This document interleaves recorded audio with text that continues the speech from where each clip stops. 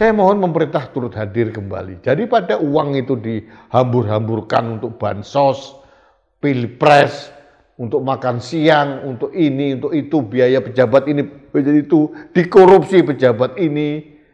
Alokasikanlah dana ini lebih banyak untuk membantu perguruan tinggi negeri agar mereka bisa mendidik sarjana-sarjana yang potensial, yang akhirnya menjadi sosok guru bangsa ini. Tidak harus dengan membebani mereka dengan biaya uang kuliah yang sangat di luar jangkauan mereka.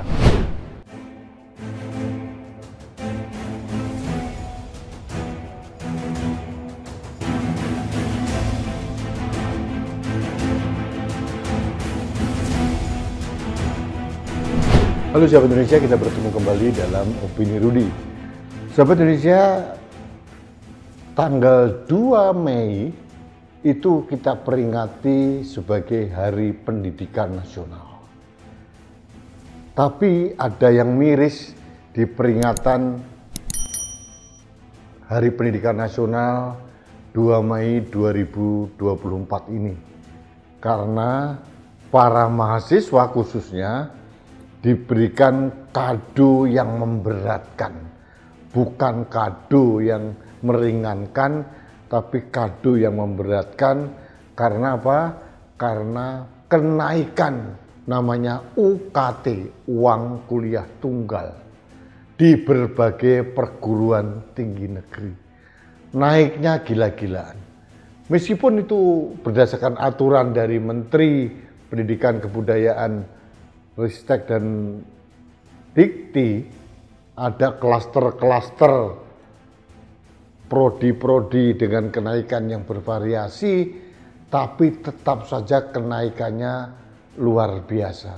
Bahkan ada perguruan tinggi yang menaikkan 9 kali lipat dibanding sebelumnya. Dengan kondisi ekonomi yang saat ini, itu tentu saja memberatkan para mahasiswa dan orang tuanya khususnya. Kita bingung ini sebetulnya. Liberalisasi pendidikan, khususnya di perguruan tinggi negeri, itu menjadikan dampaknya seperti ini. Badan hukum otonomi yang diberikan oleh perguruan tinggi, beberapa universitas negeri ini, ya seperti ini jadinya. Tidak ada lagi campur tangan negara seolah-olah begitu, dan membiarkan seluruh perguruan tinggi melakukan polisinya masing-masing, hanya diberikan patokan peraturan dari negara, dari pemerintah, tapi tidak ada bantuan atau subsidi lagi. Saya bisa membayangkan betapa beratnya keluarga para mahasiswa ini. Bukan hanya kenaikan UKT atau uang kuliah tunggal, tapi di sisi lain kan secara ekonomi semua 9 bahan pokok harganya merangkak naik. Gas juga mulai langka di mana-mana. Apalagi sekarang ada bayang-bayang Pertalite akan dihapus. Sampai sekarang kita belum tahu kalau Pertalite dihapus apa gantinya. Ekonomi kita sedang remuk redam gitu. Katakanlah pemerintah bangga dengan tingkat pertumbuhan ekonomi 5%, tapi tolong mereka juga berpikir secara jernih bahwa banyak hal di sektor kehidupan masyarakat ini sedang susah payah gitu. Banyak orang terjerat hutang. Apalagi ada pinjol, ada pinjaman ini, pinjaman itu. Kasus Ciamis, mutilasi suami kepada istrinya, itu dasarnya juga karena ada hutang karena pinjaman online yang membengkak. Jadi negara seolah-olah tidak hadir gitu. Apalagi di perguruan tinggi. Perguruan tinggi itu mencetak intelektual muda, calon tunas-tunas muda dididik, digembleng di situ. Kalau biaya di perguruan tinggi negeri ternyata lebih tinggi daripada perguruan tinggi swasta, ini kan aneh bin ajaib gitu. Ini seolah-olah berbalik 180 derajat dibandingkan puluhan tahun yang lalu. Saya ingat dulu zaman Orde Baru dengan segala kelemahannya, dengan segala otoritariannya, Orde Baru banyak membantu perguruan tinggi. Saya ingat awal kuliah saya itu uang kuliahnya Rp24.000 per tahun, kemudian naik tingkat 2 atau tingkat 3 Rp45.000, tidak ada pungutan apapun. Sekarang karena perguruan tinggi dengan model liberalisasi pendidikan seperti ini dibiarkan mengongkosi, membiayai diri sendiri, jadinya seperti sekarang ini. Biaya overhead untuk kampus juga sangat besar. Harus ditopang oleh para mahasiswa sendiri. Negara tidak ikut campur, padahal pendidikan nasional itu menjadi atensi khusus dalam konstitusi kita. 20% alokasi APBN harus dialokasikan untuk biaya pendidikan. Nah, khusus untuk perguruan tinggi negeri ini, mbok yao, pemerintah kembali mengembalikan perguruan tinggi negeri itu memberikan bantuan subsidi sehingga tumbuh tunas-tunas bangsa baru tanpa ada pembebanan biaya yang gila-gilaan seperti sekarang. Jadi bagaimana kita mau mencetak tunas-tunas muda bangsa kalau biaya masuk kuliah saja susahnya minta ampun, beratnya minta ampun, besarnya minta ampun. Saya ingat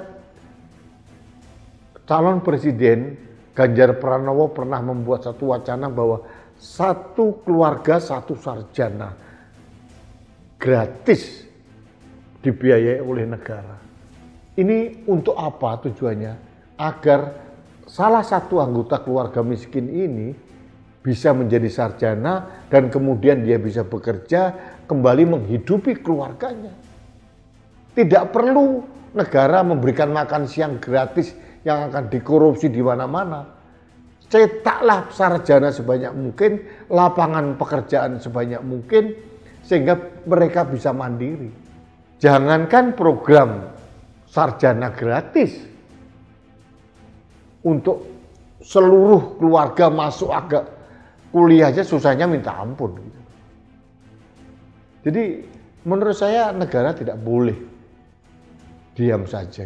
Jangan nanti diviralkan dulu, diramekan dulu, demo besar-besaran dulu, mahasiswa berontak, bergerak, turun, baru nanti disesuaikan lagi. Kenapa policy harus melalui jalan seperti itu? Dipikirkan matang-matang, lebih detail para rektor, para pembantu rektor itu sebelum membuat kebijakan. Jadi jangan juga perguruan tinggi terlalu berambisi membuka semua program studi gitu ya, jadi akhirnya kosnya sangat mahal. Lebih fokus saja seperti dulu. Kenapa sih? Saya jujur saya sangat tidak bersetuju ya dengan penghapusan IKIP, dijadikan universitas, institut mau menjadi universitas. Seperti kampus saya dulu, Institut Pertanian Bogor. Sekarang menjadi Universitas IPB atau IPB University. Ini apa maksudnya gitu? Tidak ada lagi kekhususan lagi. Katanya sekarang akan dibuka prodi untuk kedokteran gitu. Jadi kekhususan fokus dalam suatu institut itu tidak ada lagi. Dulu ITB, ITS itu khusus untuk mencetak sarjana-sarjana teknik. IPB khusus mencetak sarjana-sarjana yang handal di bidang pertanian. Pertanian dalam hal keseluruhan. Sekarang jadi nggak karu-karuan. Semua ingin jadi universitas. IKIP itu adalah pusatnya industri guru-guru yang luar biasa hebat. Guru SMP saya, guru SMA saya itu lulusan dari IKIP, Institut Keguruan dan Ilmu Pendidikan. Dulu banyak IKIP Malang, IKIP Bandung, IKIP Jakarta, IKIP Jogja, IKIP Sanata Dharma, banyak IKIP. Dan itu mencetak guru-guru yang luar biasa hebat gitu. Sekarang IKIP jadi universitas negeri. IKIP Malang jadi UNM, IKIP Jakarta jadi UNJ. Bandung juga sama berubah. Kita tidak lagi mendapatkan resources, sumber daya, kawah candera di muka untuk mendidik para guru. Tidak ada lagi. Yang mengajar guru itu dari universitas manapun, bidang pendidikan apapun, dengan penyesuaian sedikit bisa jadi guru. Mereka mungkin bisa mengajar, tapi belum tentu bisa mendidik. Karena guru itu mempunyai fungsi ganda, mengajar dan mendidik.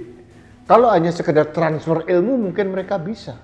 Tapi apakah mereka bisa diajari di kampus ITB, IPB, ITS, kalau mereka mau jadi guru, bagaimana memberdayakan potensi sumber daya manusia secara psikologis, mendidik, mengawal, merawat anak-anak muda, tunas-tunas bangsa ini tidak ada lagi. Tapi ini terlalu jauh lah, saya bilang. Ini kegelisahan saya. Yang jelas saya agak bingung dengan polisi kenaikan UKT ini. Yang di mana-mana perguruan tinggi, bahkan mereka menjerit.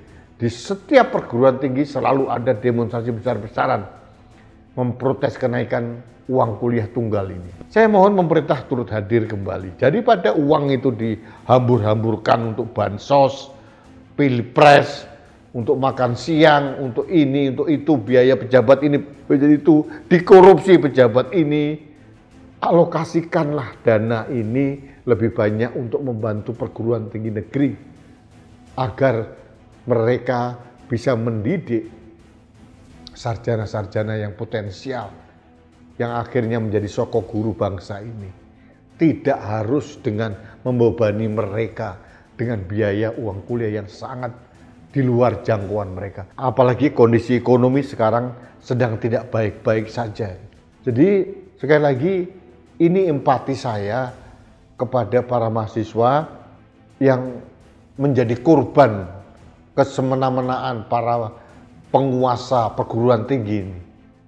Baik itu rektorat, baik itu kementerian, baik itu negara. Mereka tidak peduli. Mereka peduli untuk pilkada ke depan itu berapa ribu triliun dari seluruh Indonesia akan uang beredar untuk money politik.